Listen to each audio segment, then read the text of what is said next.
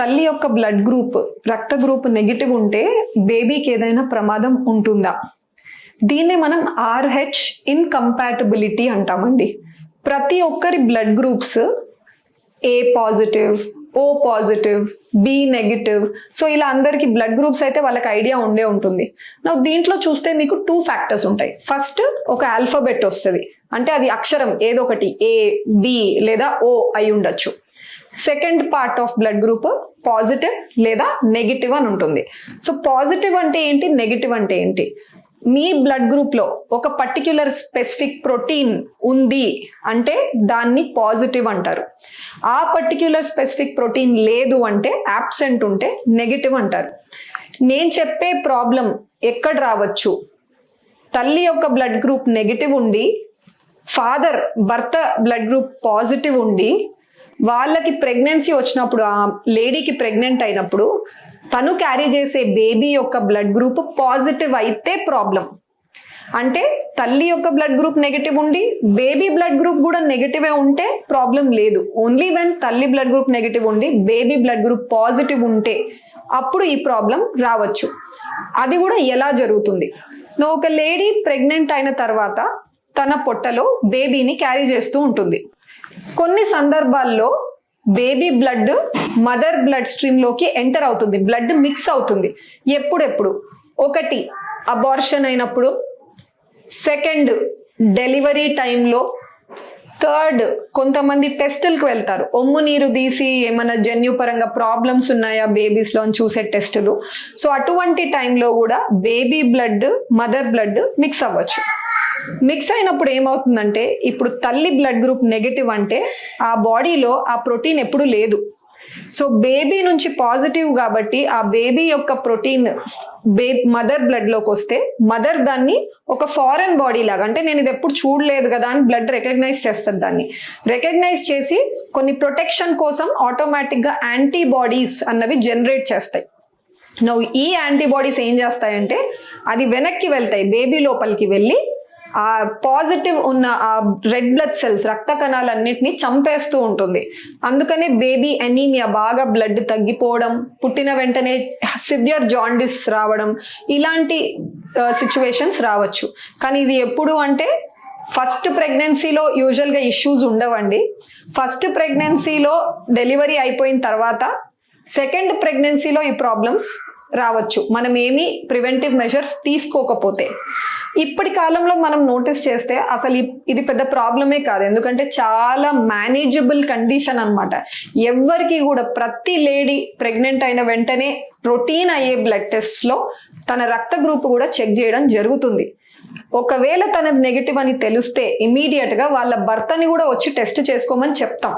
So ఆ భర్తది కూడా negative ఉంటే పర్లేదు, బట్ ఒకవేళ ఆయనది పాజిటివ్ ఉంటే ఈ యొక్క ప్రాబ్లమ్ ని అవాయిడ్ చేయడానికి మనం ఏం చేస్తామంటే వాళ్ళకి రోగ్యామ్, RH ఇమ్యూనోగ్లోబ్యులిన్స్ అంటారు, అటువంటి ఇంజెక్షన్ తనకి 2 times ఇవ్వాలి. ఫస్ట్ టైం వచ్చేసి 7వ నెలలో అరౌండ్ 28 వారాల దగ్గర. సెకండ్ ఇంజెక్షన్ వచ్చేసి పుట్టిన తర్వాత బేబీ అంటే డెలివరీ అయిన 72 గంటల లోపల, అంటే ఫస్ట్ 2-3 days లో ఈ ఇంజెక్షన్ ఇచ్చేయాల్సి ఉంటుంది. ఇచ్చేస్తే ఏమవుతుందంటే ఈ సెన్సిటైజేషన్ జరగదు కాబట్టి ఫ్యూచర్ ప్రెగ్నెన్సీస్ లో కూడా ఇబ్బందులు ఉండవు. ఇది కాకుండా వేరే సిచ్యువేషన్స్ లో ఎప్పుడు ఇవ్వాల్సి వస్తుంది? అర్లీగా 7th month వరకు ప్రెగ్నెన్సీ వెళ్ళలేదు, 3rd month లోనే స్టాప్ అయింది, లేదా ఏదైనా అబార్షన్ అయింది, అలాంటి వాళ్ళకు కూడా ఒక ట్రిగర్, ఒక ఇంజెక్షన్ ఎందుకైనా మంచిది, ప్రివెన్షన్ కోసం ఇస్తే మంచిదే. లేదా నేను అనే టెస్ట్ ఆమ్నియోసెంటసిస్ చేసేటప్పుడు కూడా ఇవ్వచ్చు. సో అందుకని ఇది కంప్లీట్ గా ఇగ్నోర్ చేయొచ్చు ప్రాబ్లం అని చెప్పను. కానీ ఈ కాలంలో అయితే మనం ఈ ప్రాబ్లమ్ ని మనం ఎక్కువగా ఎందుకు చూడట్లేదు అంటే, అసలు అది రాకుండా ముందే ప్రివెన్షన్ కోసం డాక్టర్స్ అందరు కూడా బ్లడ్ గ్రూప్స్ ఏంటి అని చెక్ చేసి దానికి తగ్గ ఇంజెక్షన్స్ ఆ ప్రెగ్నెంట్ లేడీకి ఇస్తున్నాం. IVF లో కూడా ట్యూబ్ లో ప్రెగ్నెన్సీ రావచ్చా?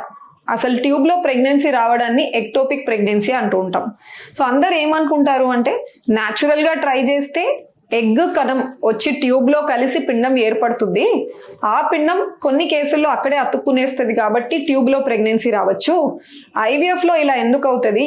తయారైన ఎంబ్రియోని డాక్టర్ అల్ట్రాసౌండ్ మెషిన్ పెట్టుకొని స్కాన్ గైడెన్స్ లో కరెక్ట్ గా వెళ్ళి ఆ గర్భసంచిలోనే వేసి వస్తున్నారు కదా, మరి అటువంటి కేసుల్లో ట్యూబ్ లో ప్రెగ్నెన్సీ ఎలా వస్తుంది అని చాలా మంది అడుగుతారు.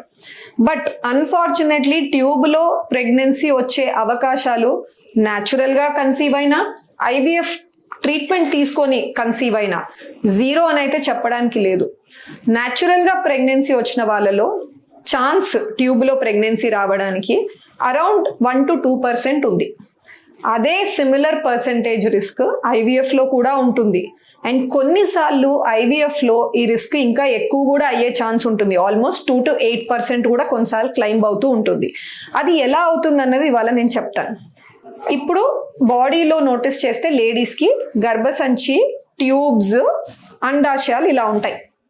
న్యాచురల్గా ట్రై చేసేటప్పుడు ఏమవుతుంది, ఎగ్ వచ్చి ట్యూబ్లో ఆగుతుంది. భర్త భార్య కలిసినప్పుడు కణాలు ఇక్కడ పడితే ఒక్క కణమన్నా ఇక్కడ అంత దూరం వెళ్ళి గుడ్డును చేరుకొని కలిసి పిండం ఇక్కడ ఏర్పడుతుంది.